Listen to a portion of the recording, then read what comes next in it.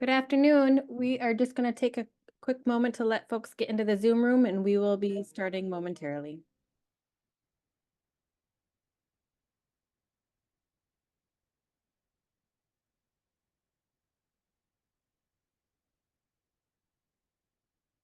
All right, again, good afternoon and thank you for attending Supporting Youth Who Encounter Racial Stress and Trauma with Dr. Dana Cunningham and Dr. Jessica Henry. This webinar is co-sponsored by the Great Lakes MHTTC and SAMHSA. The Great Lakes ATTC, MHTTC, and PTTC are funded by SAMHSA under the following cooperative agreements. The opinions expressed in this webinar are the views of the speaker and do not reflect the official position of the Department of Health and Human Services and SAMHSA. The MHTTC network believes that words matter and uses affirming, respectful, and recovery-oriented language in all activities. For more upcoming events and information, please follow the Great Lakes MHTTC on social media or visit our website. Few housekeeping items. If you are having any technical issues, please individually message me, Jen Winslow, in the chat section, and I will be happy to assist you. If you have any questions for the speakers, please put them in the Q&A section on your Zoom toolbar, and we will do our best to get them addressed. If you need live caption or live transcript, please enable them by going into the More section of your Zoom toolbar and select Live Chat Caption. At the end of this session, you will be automatically redirected to a very brief survey. Certificates of attendance will be emailed to all who attend this training in full. Please allow up to 2 weeks for those to process. And now I want to welcome our presenters. Dr. Dana Cunningham is a licensed psychologist and co-founder and vice president of community outreach and engagement at Black Mental Wellness Corp. She is also program director at the National Center for School Mental Health and the Department of Psychiatry at the University of Maryland School of Medicine. Dr. Cunningham is passionate about increasing access to culturally responsive and anti-racist mental health care for underserved youth and uplifting the voices of marginalized populations. Dr. Cunningham also authored a children's book, A Day I'll Never Forget, to support children who have been impacted by the incarceration of a loved one. Additionally, Dr. Cunningham owns a private practice in the greater Washington, D.C. area where she resides. Dr. Cunningham received a BA in psychology from Spelman College and obtained her MA and PhD in clinical psychology from Southern Illinois University at Carbondale. And Dr. Jessica Henry is a licensed clinical psychologist in Washington, D.C., Maryland, and Georgia. She is the co-founder and vice president of program development and evaluation for the Black Mental Wellness Corp, and founder and CEO of Community Impact, Consultation and Psychological Services, a trauma-informed organization whose mission is to provide trauma-informed services to individuals and organizations affected by traumatic events. Dr. Henry is the previous Senior Director of Behavioral Health for one of Washington, D.C.'s largest federally qualified health centers, clinical director of a Level 5 closed security male prison, and Georgia's largest youth homeless shelter. Overall, Dr. Henry is passionate about the mental health of individuals in Black and under-resourced communities and has specialized in increasing access to treatment and providing the highest quality of evidence-based mental health treatment services to underserved youth, families, and adults exposed to traumatic events. She received her bachelor's from Howard University, master's from Columbia University, and a PhD in clinical psychology from the George Washington University. She's from the greater Washington, D.C. metropolitan area. Thank you, Dr. Cunningham and Dr. Henry, for being here, and I will turn it over to you. Thank you so much, Jen. Thank you so much for that. So today's presentation is titled Supporting Youth Who Encounter Racial Stress and Trauma. And so we're looking forward to providing you with different strategies and supports to work with youth and adolescents. And so our corporation, the Black Mental Wellness Corporation, was founded by 4 Black women who are licensed clinical psychologists. And so today presenting will be myself, Dr. Jessica Henry, and Dr. Dana Cunningham. And so I always say that we really have a huge mission, which is to provide culturally relevant mental health information and resources to the Black community, and highlight and train diverse group of mental health professionals to decrease the stigma associated with mental health in the Black community. Um, I'm sorry. Yeah, to highlight and train a diverse group of mental health professionals and to decrease the stigma associated with mental health in the Black community. In addition, we lead a number of trainings and workshops for corporations, community agencies, develop culturally informed curriculum, provide consultation services, and we are available like for a range of speaking engagements. And please access that link for free mental health resources.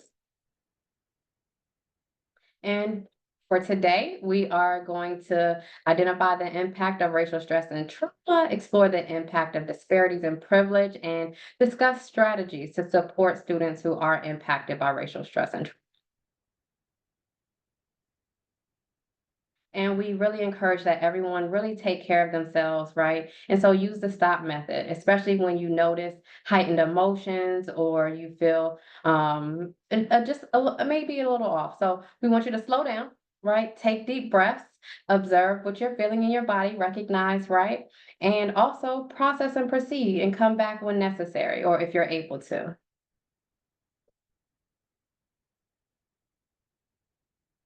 And we're going to start by a brief clip to highlight a few youth experiences with discrimination.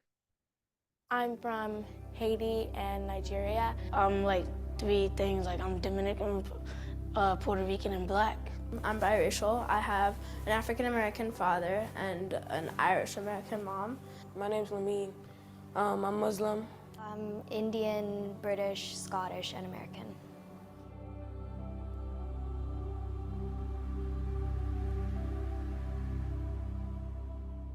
My parents are from Venezuela, and I was sharing like one of the foods that we eat, and then I got made fun of. They were like, "What is that? Ew.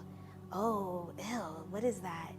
And like I cried because I felt like, oh, there's something wrong where I'm from. Like maybe like it's bad. Like I'm different. I am an African American adopted girl, only child, and I live with my two dads. I remember when I was younger, I went with my family to a restaurant, and they made us pay in advance just in case we didn't pay afterwards, and that was kind of upsetting. You start to notice that people are different and you have comments, they might be racist or they might not be, but by the time you get older, you know that it is racist and you should stop. I feel a little scared about if I, just walk down the street, cops might just think I'm doing something bad, and then if I try to explain to them, they won't listen and then just start beating me up and doing terrible things to me. I think there's this anxiety that kind of comes with being biracial, that kind of eats away at you, almost like you have to prove yourself that you're one or the other. For example, I hear the phrase, "You're not Black," all the time. People sometimes think that I'm supposed to talk ghetto or whatever that is. Oh, she's uneducated because she's African American. Because I'm Hispanic or Latino, I can't have a lot of money. Just this weekend, I went with my friend to Urban Outfitters, and we were shopping, and I really wanted to try on this dress, and then this lady that was just there, she was kind of watching me, and I'm just I'm not gonna steal it or anything. I think white privilege is the idea that in your everyday life you're getting treated differently and sometimes with more respect, or people just trust you more, or they have certain expectations of you, like you might be smarter or you might be wealthier because you're white. It makes me feel guilty sometimes, even though it's not my fault. I feel guilty for having a privilege that I don't deserve. If I was ever the mayor or something that controls the policeman, I would want to go out and look in the neighborhoods where there are people that's very friendly, so you can pick them instead of these guys that's just doing all this training. It's better to pick people that's more minded with the community than to just pick some new guy and get on the street. It's just not gonna work out. We have these kids from, they're Ecuadorian, and they get made fun of because they look Mexican, and they get told on a daily basis, "Oh, you like tacos? oh, you like churros? How come I saw your mom on the corner selling ices? Like like I feel bad for them personally, because I'm like, wow, like they're not, and like even though they tell them I'm not Mexican, I'm Ecuadorian, they still get teased.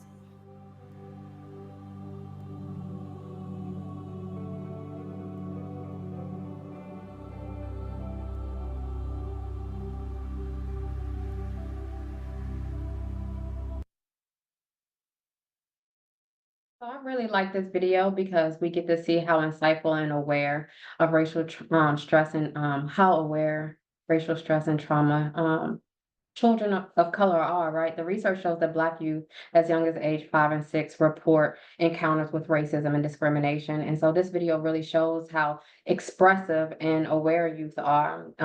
It showed the impact of experiences with racial teasing, right? Direct and vicarious. Fear associated with possible interactions with law enforcement, how people are treated based on implicit biases, and whether people are able to pay for services and microaggressions, right? Where Black kids were expected to talk ghetto and not sound as intelligent. And so the question that I have for all of you working with children and adolescents is, are you aware of the various types of racial stressors and traumatic experience that youth are, encounter? And how are you helping them work through it? And so just a reminder to think about as we go through this presentation, like how are you navigating their experiences, and what experiences do you know about, and what experiences can you begin to ask them about to get them talking? And so definitely feel free to throw in the chat any experiences that you personally know about your youth. Children are socially aware that many people give them credit for. Good point. Kids are definitely very socially aware. Thank you for that. Okay, Dana. Dr. Cunningham. And so, racial stress. So we're not going to spend a lot of time. There was a presentation a few weeks ago, if you were able to attend that delved really in and gave a broader and more background on racial stress and trauma. So we're going to just highlight it briefly. And so just to define what is racial stress is the emotional and physical responses to negative race-related experiences. So racism, discrimination, which can lead to racial trauma. So overall, it's how when you experience a racial stress or a microaggression or anything in that moment, what is your immediate response, or what is your response to it, right? And so it can lead to racial trauma. So most of the time, racial trauma is defined as a dangerous or frightening experience. But I want to go back to racial stress for a second, because just remember that those microaggressions, which are consist or defined as like those minor insults or slights, they can lead to racial trauma, which includes that capacity that impacts our functioning, right? It has a trauma response. It has a long-lasting trauma response. So even though they may not seem chronic in that moment, over time they become and develop a chronic feeling, because a lot of times we develop them experiencing way more than is expected. And so remember, racial trauma is that more dangerous and frightening race-based event that causes fear and really impacts our capacity to cope. Next slide.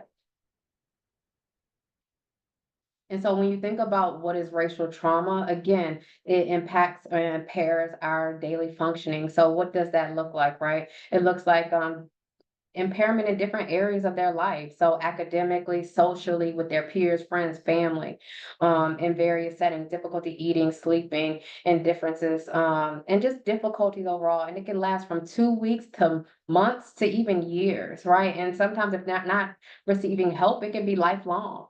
So it's important to remember that with racial trauma, it has long-lasting effects and it impacts us in various areas of our lives.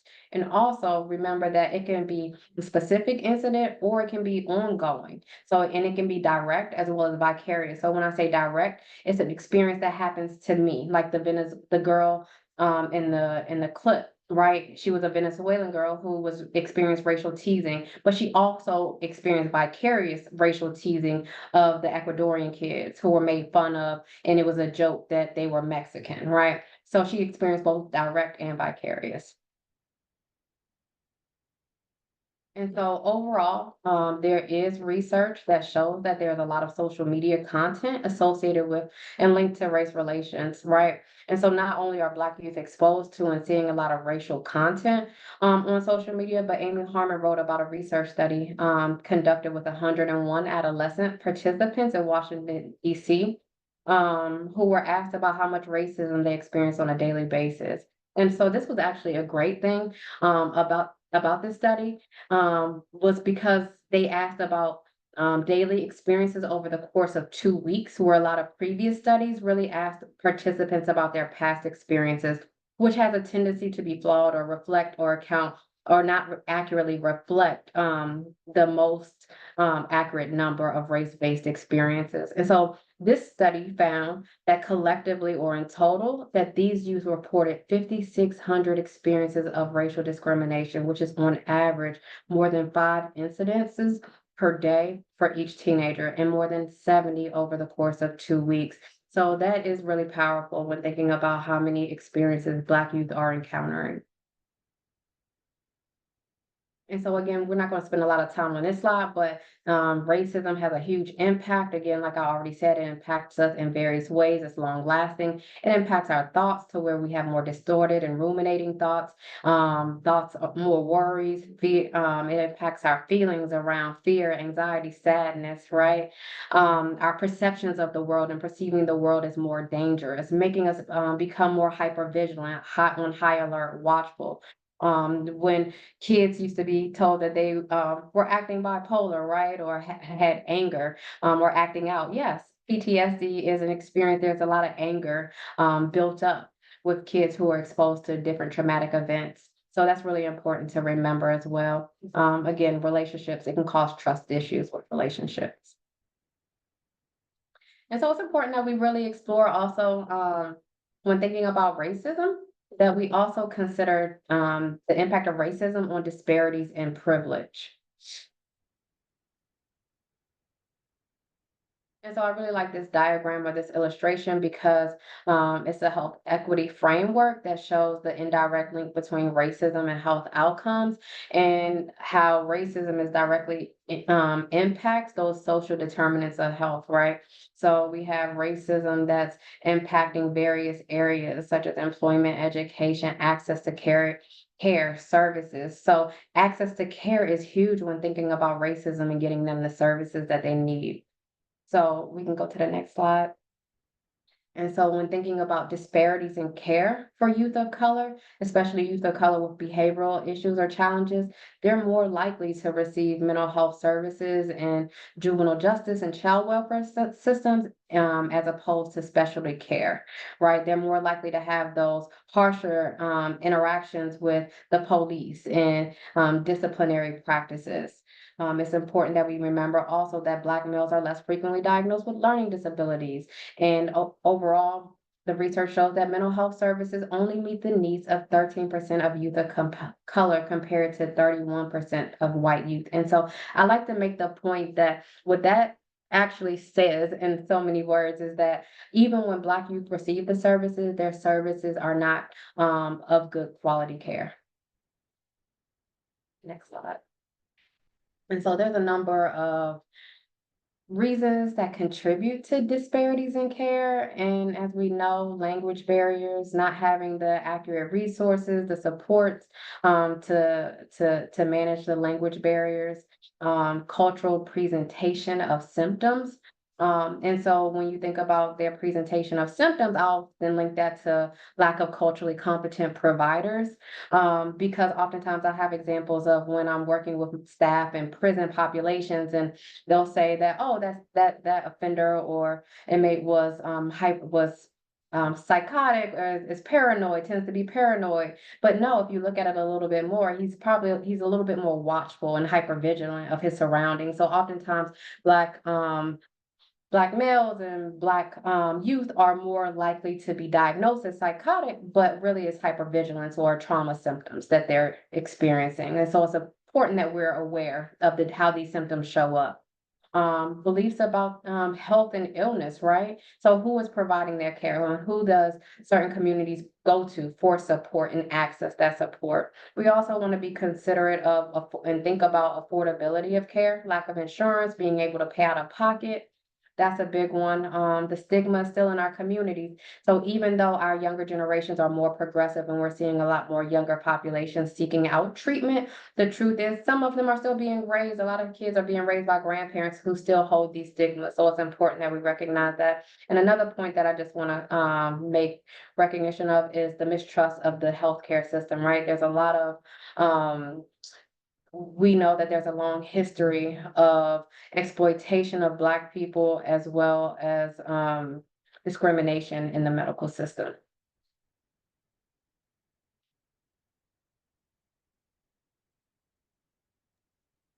All right. Thank you, Dr. Herron, for kind of setting us up and talking a lot and highlighting some of the sort of core issues that we want to make sure folks are aware of. We recognize that some of you may have participated in the other session last week, but we just want to make sure everybody is kind of starting from the same place. So one of the things that are certainly critical as we are working with students, before we even begin to have conversations with them about race and racism, we need to do our own work, right? And make sure we have an awareness of our own culture, what our biases and prejudices are, how did our own upbringing influence our values and our experiences. I saw some comments in the chat box earlier about how society, TV shows, movies, right? These things all have certainly have an impact on how we view certain communities, certain cultures. And so it's important to kind of take a step back and think about, what biases or prejudices you might be bringing to the table that might be impacting your work with our young people. So after you certainly have that knowledge about yourself, we want to make sure we have some knowledge about the cultures of the youth that we are serving. We cannot say that we are colorblind, that we don't see color, that we're all human, so it doesn't matter, right? We have to acknowledge those differences because those are critical in terms of, certainly how students and our young people see themselves, but also how the world interacts with them and how they interact with the world. So we can't ignore those things. Ways to enhance our cultural knowledge is to kind of step outside of our typical boxes, right? Put yourself in a position where you might be in the minority as opposed to the majority. Engage with a community group that is different from your own culture or ethnicity, different from your typical SES background, live somewhere different than where you currently do, right? So just making sure that we are increasing our own knowledge about other cultures is certainly going to be critical in this work as well. And then also historically, many of you who are on the call now are working in schools or in communities with young people. If you don't live in those communities where they are from or where those schools are, or in those neighborhoods, what do you know about that community? What do you know about the history of, for instance, redlining in that community? What knowledge do you have about some of the historical pieces that may have an impact on those young people and their parents, their families, right, their neighborhood. So we want to make sure we have a good understanding of the larger context in which our young people are surviving and thriving. So really making sure we have, knowledge of self, knowledge of others, and the historical knowledge is key as well. I see a few things in the chat. Trying to keep up. If you do have questions for us, please do put them in the Q&A pod. We heard in the video, one of the young ladies talking about privilege. So we did want to just highlight for a minute privilege, what it is, how it shows up. So privilege is a set of unearned benefits that are given to people who are a part of a dominant social group. So they receive unearned, unasked for, usually, advantages or privileges, and they're usually often obtained by birth or circumstance. Born into a particular family, circumstance due to race, just due to other factors that the individual may not necessarily have asked for or sought out. And privilege, we have to recognize it can help you obtain something that you may not necessarily deserve, but that's the way privilege works. So this quote at the bottom of the screen, if you don't have to think about it, it's a privilege, right? So if you can go out at night, jog in your neighborhood without worrying about any harm coming to you, that's a privilege. If you can easily go to the grocery store and find foods that are inherent to your culture, that is a privilege, right? So something you don't necessarily have to think about, but certainly is built into many systems within our society. And many people certainly are not aware of their privilege because it's so built into the fabric of our society that, just sort of oftentimes for many people feels like this is just sort of the way things are. And also with privilege, people can certainly experience privilege in one area and oppression in another. And that's when we kind of think about intersectionality.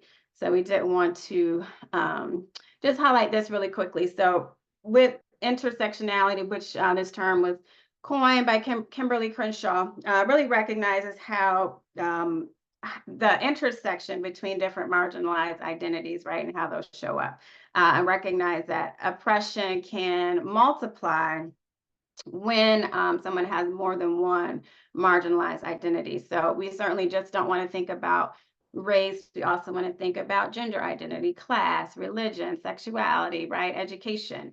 As we think about our own power and privilege, it's also important to think about this in the context of our students.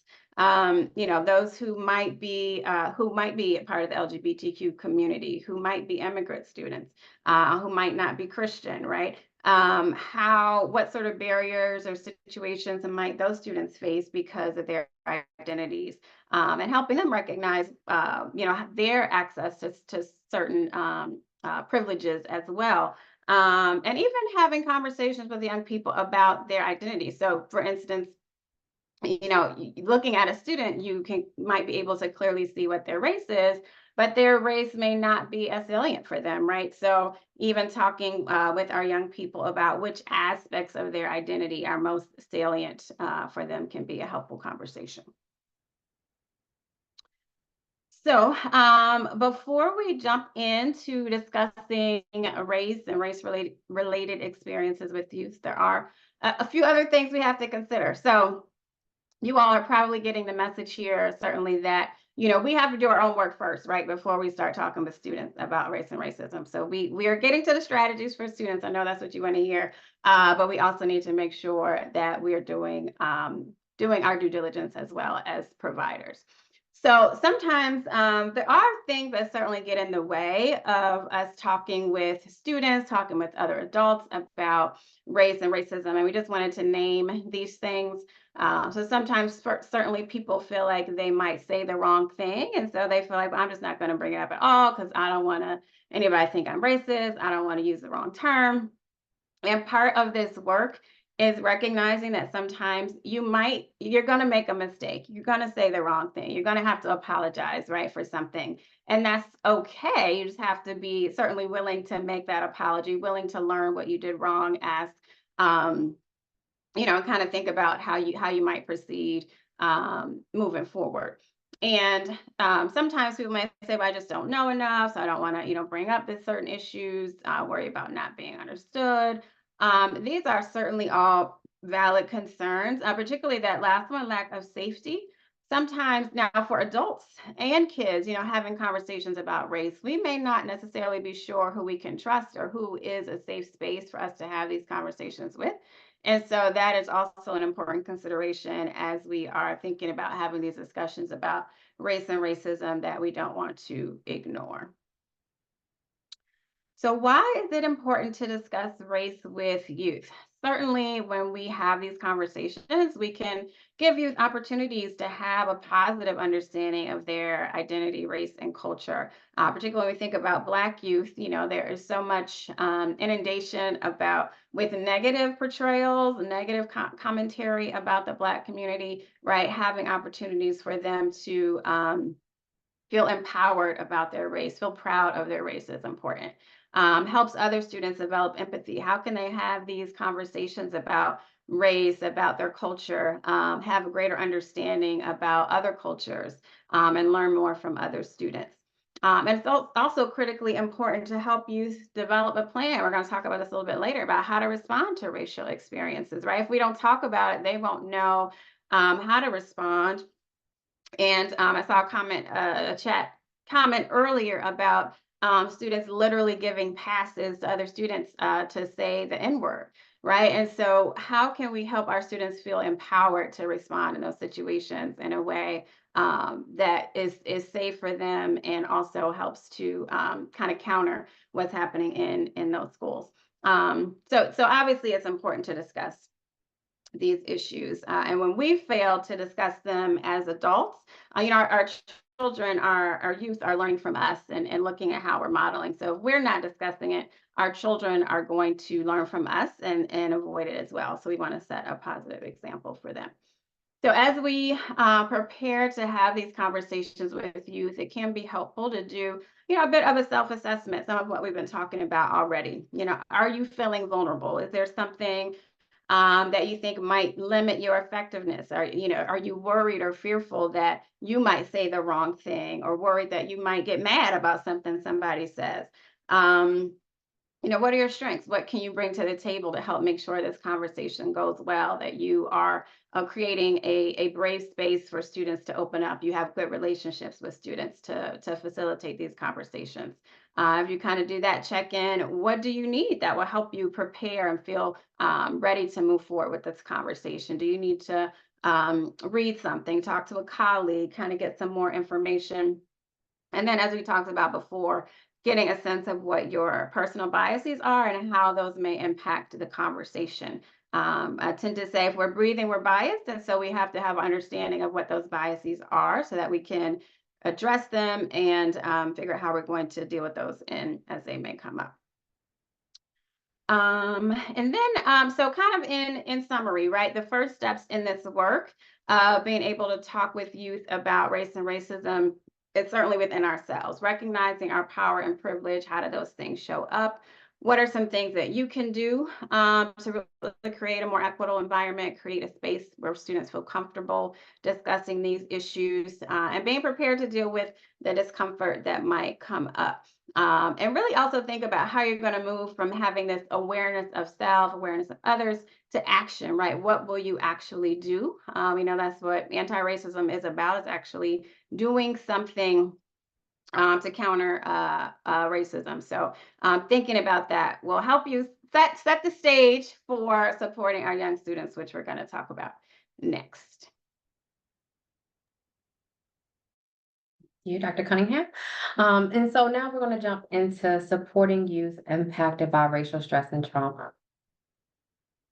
And so we're going to talk a lot about some resources that were in this book that my colleagues and I had the opportunity to write and do a number of speaking engagements about. And this book is the Healing Racial Stress Workbook for Black Teens, Skills to Help You Manage Emotions, Resist Racism, and Feel Empowered. You can find it on Amazon, on Barnes and Nobles, and a number of other different places. And so what we really love about this book is that it includes a lot of information, but not only information, activities, as well as case examples, right? Real life case examples that they can work through. If a child or adolescent doesn't feel like that they've had any experiences, they're going to get a lot of experiences with breaking down racism and practicing based on other case examples in the book. So again, this book is for youth to be able to navigate alone, but we strongly encourage that a trusted and supportive adult works with them, because we know that these topics can be really hard, right? We're talking about racism and discrimination. So we really encourage that a clinician a parent or caregiver or teacher or educator really work alongside the youth. But we encourage it to be done individually or in a group format. And so this book can definitely be converted into use within groups. And so there's 4 overall sections of this book. The first section is understanding racism, and that's where they're going to get a lot of information on different aspects of racism so that they understand it's not just someone calling me the N-word, right? It includes covert and overt racism. It includes those microaggressions that there are sometimes that are kind of hidden, that aren't necessarily always clear, and they may guess and feel bad, but they don't understand if it's really racism. We're gonna talk about vicarious trauma, right? Witnessing racism that occurs to other, like we've all experienced, right? And witness, like the unlawful killing of George Floyd, right? That's considered vicarious. So we break that down. We have them explore their own experiences, identify their experiences, and name it, right? It's really helpful that they begin to name it. We go into exploring how racial stress can impact you, having them explore their thoughts, feelings, behaviors, challenging those, right? And helping them to explore and understand those. Building their skills. We give them a lot of skills to work through and practice. And we also have a section for a game plan for when they experience racism in the future in various contexts. And so I'm going to start with a case example, and I want you to keep in mind this case example as we go through the rest of the presentation about strategies and supports, and I can quickly read it, but I'm going to read it to you. And so Dante is a 15-year-old Black boy who lives in a predominantly Black neighborhood. He has a younger brother, loves hip hop music, and is on the school chess team. Dante attends a charter school in a neighborhood across town, and he is usually the only Black person in most of his classes. Attending a predominantly white school has been difficult for Dante because he's had some negative experiences and often feels like he does not fit in. For example, Dante has been on the chess team for 2 years, but still remembers when he walked into the first chess team meeting and one of the students said, "The basketball team meeting is in the room down the hall." After he made the chess team and told one of his teacher said, "Really? I didn't expect someone like you to enjoy playing chess." Hearing biased comments like this made Dante think a lot more about his race and how the white students and teachers thought about him. As a result of his experiences, Dante also wanted to learn more about Black history and the accomplishments of his ancestors. So he started reading more and talking to his parents about Black history. Dante realized that the more that he learned, the prouder he became of his race. He also found out that there were other famous Black chess players, and he was excited to be standing on the shoulders of giants who shared his heritage. So I want you to keep this case example in mind as we talk through. And so like I said, we have a section on understanding the impact of racism, right? And where they're asked to explore their thoughts, feelings, and behaviors. And so for you CBT clinicians, or even if you're not a CBT clinician, you know a lot about this, right? Thoughts, feelings, and behaviors. But it's a pretty good concept. Like we all know, our thoughts are powerful, as we're all pretty much taught. Our thoughts influence our feelings and behaviors. And because we're working with adolescents, and this is more so, we want to give you strategies related to racial, in a racial context, right? So basically, we don't just teach about distressing thoughts, right? We talk about empowering thoughts too, from an empowering standpoint. So we also help them to identify unhelpful, but also helpful thoughts. But it's important that we recognize that just because their thought is unhelpful does not mean that it's not true, right? So it could still be true that their teacher is racist, but if they're continuing to ruminate on it, right, and they're continuing to not go and get support, and they're now avoiding school, it becomes unhelpful, right? So we want to be clear that a thought can both be true true and unhelpful. But again, we want to also, when we're thinking about our thoughts, feelings, and behavior, that we're also focusing on empowering and positive thoughts too. So we don't want to be one-sided with this. We don't want to just make them think that we're all about challenging the negative, but we're trying to improve a lot of the positive as well. And so when we're thinking about Dante, right, the first part is like we want him to explore and identify his thoughts and feelings. So we talk about these situations. So there's three strong situations that I can think about in the Dante scenario where he'll be asked to explore his thoughts and feelings, right? The first experience is the situation was when he walked into the chess team and they told him, hey, the basketball team is down the hall. That's one situation that we want to explore his thoughts and feelings. There's another where he tells his teacher, and his teacher said, oh, I wouldn't expected someone like you to play on the basketball team. And the last experience was when he turned his situation around for good by starting to research, right? And explore his own Black history, his own Black culture, and really learn about Black chess players. So we will want to explore all of those, right? So again, we're not just exploring the negative, we're also identifying the positive so that he understands the link between thoughts, feelings, and behaviors. We also want to make sure that Dante is improving his awareness of his thoughts and feelings by exploring his feelings and where are those feelings showing up in his body. So he can connect those feelings with bodily sensations or bodily responses so that he can become more insightful and aware of how his feelings are manifesting and showing up, right? And again, we want to develop those empowering and positive thoughts. And helping him explore, are my thoughts helpful or unhelpful? So if he continues to walk away with, it continue to say, or he said, I will never be successful because people around me are racist and they don't believe in me, or they don't believe that I'm intelligent. That's unhelpful, right?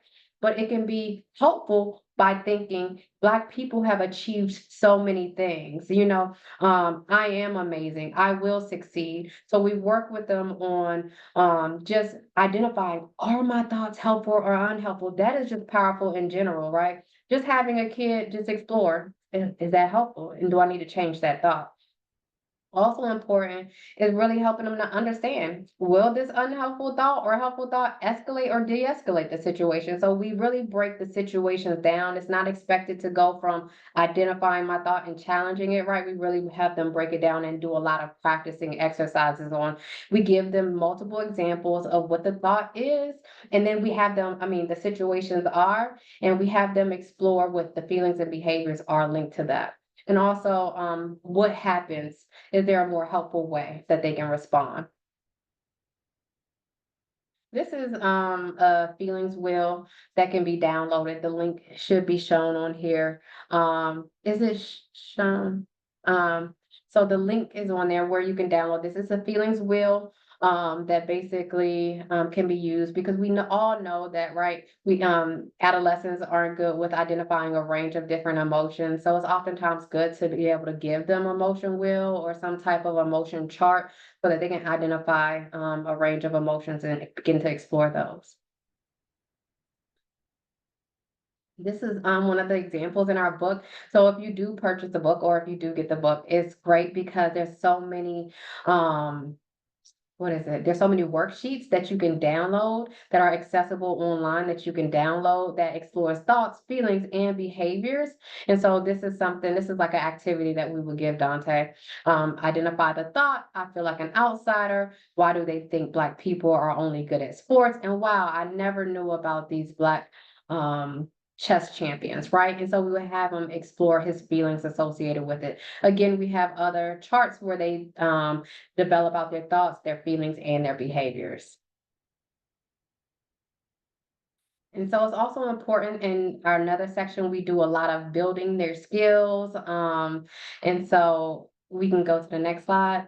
And so I really like this section because they're taught a range of skills, right? And I think this is really important for the clinicians, the educators, parents, caregivers, everyone, right? To really help them navigate this section too, because we all know that adolescents are not going to remember all the time to practice their skills. So the more you can remind them when they come to you for support, what skill could you have used? What skill are you using? Let's practice it right now. So relaxing before reacting, right? Taking those deep breaths, right? Engaging in distraction techniques, counting to 100 or counting backwards by 2, taking a break and even going to seek the support of a trusted adult, right? Are really great activities that they can engage in. We do talk about the challenging negative thinkings and while they're building their skills. And so we use a lot of adolescent friendly activities. If you're really into CBT, you probably already know about some of these, like the unhelpful thought playlist, right? So if we talk to them about, hey, if you're thinking about, the music playlist that you create, well, what is the thought playlist that you're creating over and over in your head, the unhelpful, and then we have them re-examine and create a more helpful playlist. The best friend advice, which we all know is even good for adults, right? You'll have a kid who says, you know what, my teachers are racist. I'm never going to succeed. Well, what would your best friend tell you in that situation, in that scenario? And we have them practice those.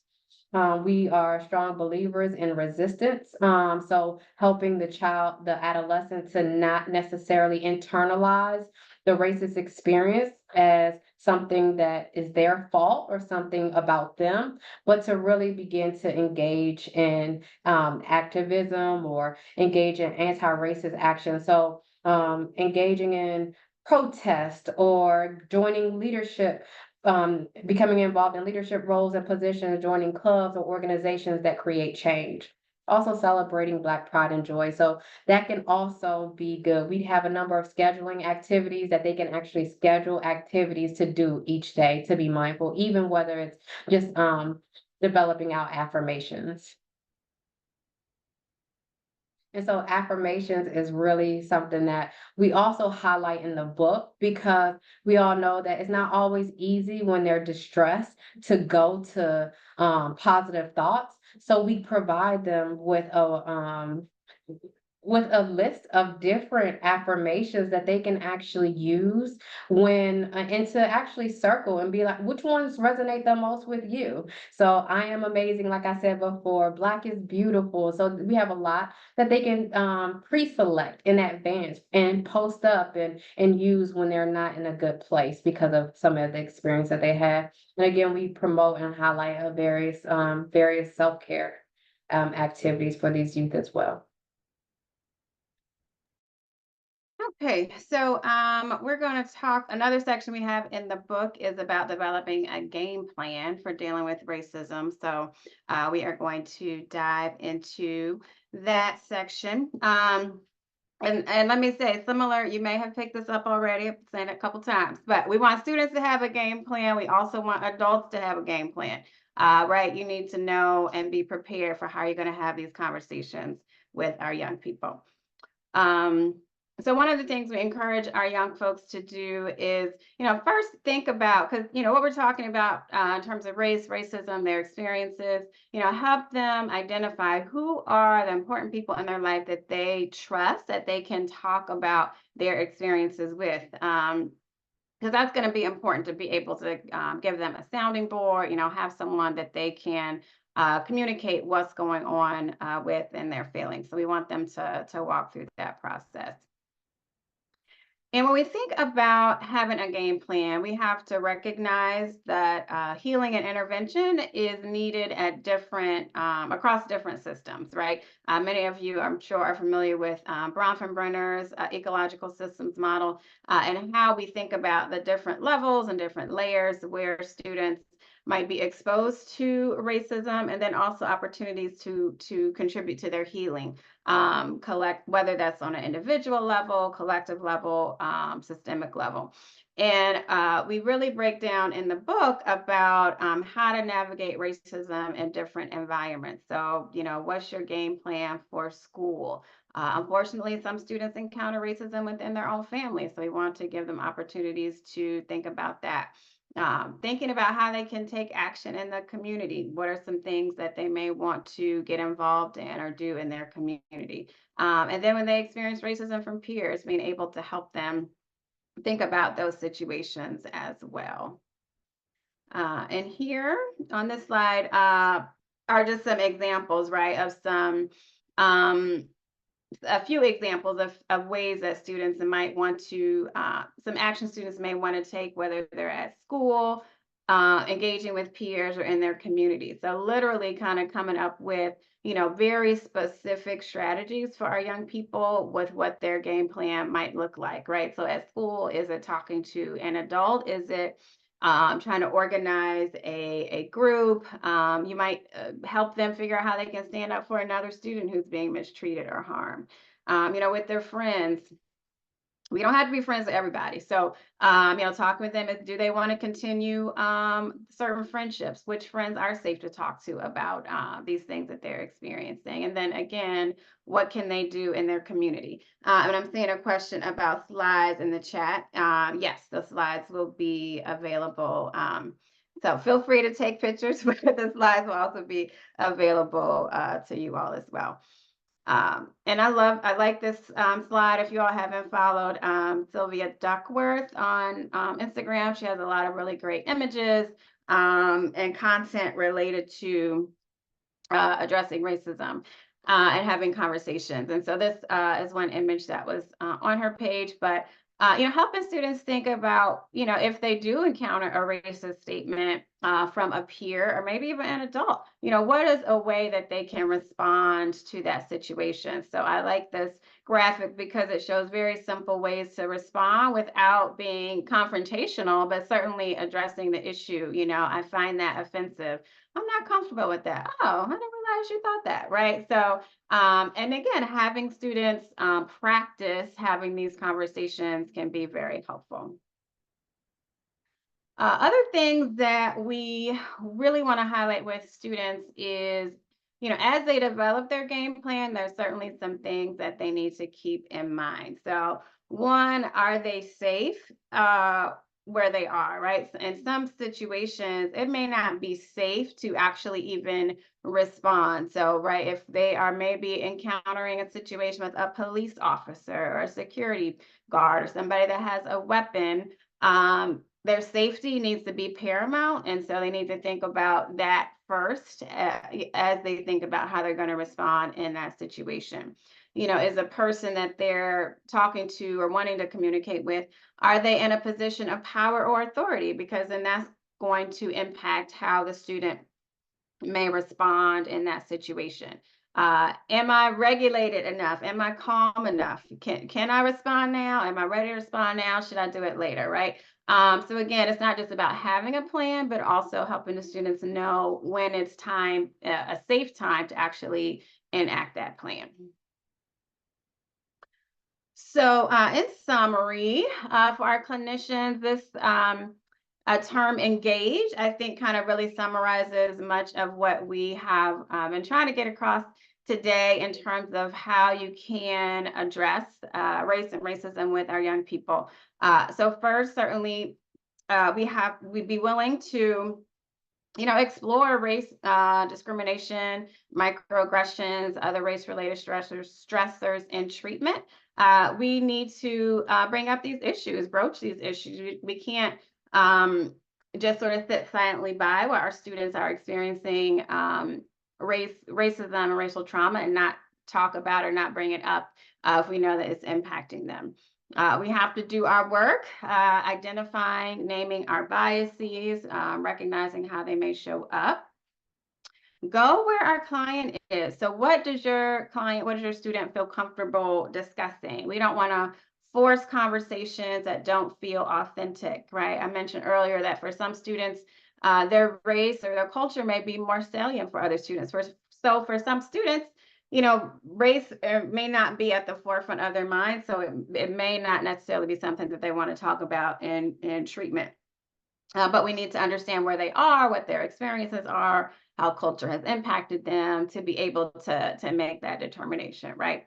And so acknowledge that their experiences and systems are unjust. We have to name how racism shows up, name how systemic oppression, systemic racism shows up in schools, in our health system, in our communities, right? And so when students hear and see you naming those things, they can recognize that, this is a place where this person sees what's happening in our society and our community, and can certainly help them feel more safe in bringing these issues up and giving attention to those issues. And then E, encourage creative expression of emotions, healing, and collective activism, right? So how are we going to, we talked a lot about being, empowering our young people and encouraging them, so how can they express how they're feeling out in addition to just talking, right? So it could be through dance, it can be, being involved in their community, creating a social network or social support for themselves. So if you remember engage, hopefully that will help you think about kind of how you may want to engage with your students. And then if you're not a school staff member, you can certainly still be involved in supporting our young people right through affirming them. So affirming students' identities, building those authentic relationships. Students need someone to talk to, a safe space in school where they feel like they can show up as their authentic selves. They don't have to hide. They don't have to cover anything up. They can be who they are and be affirmed and supported. And so we want to be able to make sure students have a space to do that. Right. As you look at your classroom or your office, is it representative of the students that you are serving? Can a student walk into your classroom and feel welcome, feel seen? F, find your voice. This is kind of 3 in 1, but find your voice, find your crew, focus on your vision, right? We have to be willing to show up in this work. And it's also not easy, particularly if you might be in a school or in a district where, maybe they're not talking about anti-racism, maybe they're not talking about race, right? So are there 2 or 3 other people in your school, maybe in your district, that you can get that support from and talk to? And focusing on your vision. What is your vision of what you want your school to be, what you want your classroom to look like, right? And what is one small step, that you can take to gradually bring that to fruition? Affirm, inviting community members in. Oftentimes there's such a separation between communities and schools, and there's such strength and knowledge in the communities, and being able to have folks from the community come in and share their experiences, provide information about history, about culture, really to help increase students' exposure to other things and other people can be helpful. And I know many schools and districts are certainly doing this, but looking at their curriculum, for dominant culture and bias, and where we might be able to lean in to make some modifications. And then lastly is move. Move out of the way, allow our youth to lead us in terms of letting us know what they need, but then also taking action. As I said earlier, this work is about actively being engaged in the work, and think about how you want to do that. I know we are tight on time. Do want to highlight, let's see what's in the chat. Do want to highlight that we will be, the Black Mental Wellness team members, so myself, Dr. Henry, Dr. K-Mac, and Dr. Busby, who presented on the previous webinar, will be leading consultation calls this summer. So they'll be specifically for mental health providers to kind of help process and discuss racial stress and racial trauma in the work that you're doing with youth. So it'll be opportunity to talk about challenges, things that are coming up, culturally responsive practices, receive support from us and from your colleagues as well. So there'll be very small groups, about 5 to 8 participants per group. And there'll be 6 sessions over the course of this summer, from June to August. And if you are interested in being a part of that consultation group, there is a application that is in the chat that you can complete to be a part. And they are free. Yes, they are free. Thanks to MHTTC. They'll be providing those at no cost. So also in the slides, just want to highlight that you will get some resources here, great books to read, some websites as well that will be highlighted. So again, you all will receive access to the slides so you can have that information. And then here's our information as well. Feel free to go to our website to get more information and resources. We're also on social media if you want to follow us there. Let me see, do we have any? I don't see anything in the Q&A. Now we have 2 minutes, and I think you all have to come back on and make some comments, I believe. Yes, I just want to thank you, both Dr. Henry and Dr. Cunningham for being here. We really appreciate it. I did put the link in for the first webinar into the chat. If anyone would like to revisit that, we have the recording and the slides up. But I will email everyone with links to both webinars. This recording will also be available on our website along with a PDF of the presentation slides. And as we close out here, we will be you will be automatically redirected to a very short survey. Those surveys allow us to continue providing free trainings like this to you all. So we really appreciate you taking it. I just put the link in the chat as well. And I will also include in my email a link to the application for the consultation call. So don't feel like you have to get everything from the chat right at this moment. I will send it all to you. So thanks again for being here. We really appreciate it. And we hope to see you at a future training. Have a good day, everyone.